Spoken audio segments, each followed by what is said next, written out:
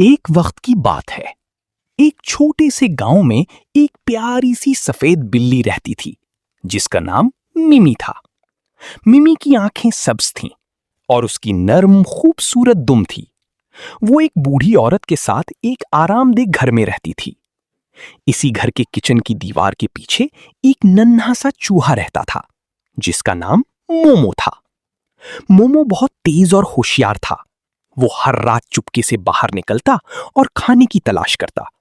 लेकिन एक बड़ा मसला था, मिमी बिल्ली। मोमो हमेशा डरता रहता था। वो सोचता, अगर बिल्ली ने मुझे देख लिया तो वो मुझे पकड़ लेगी। एक रात मोमो को रोटी का एक टुकड़ा मिला। वो खुशी खुशी खा ही रहा था कि अचानक मियाओ, मिमी उसके सामने आ गई। मोमो की तो जैसे होश उड़ गए। उसका दिल जोर जोर से धड़कने लगा। बराहे करम मुझे मत खाना। लेकिन जो हुआ वो हैरान कुन था। मिमी बैठ गई और नरमी से बोली, डरो नहीं, मैं तुम्हें नहीं खाऊंगी। मोमो हैरान रह गया। सच, आप मुझे नहीं खाएंगी? मिमी ने मुस्कुराकर कहा, नहीं, अब मैं किसी को तकलीफ नहीं देना चाहती। ये सुनकर मोमो को सुकून मिला और इसी दिन एक अजीब दोस्ती शुरू हो गई। एक बिल्ली और एक चूहे के दरमियान, कैट एंड माउस। हर रात दोनों साथ बैठती, बातें करती, कहानियां सुनाती।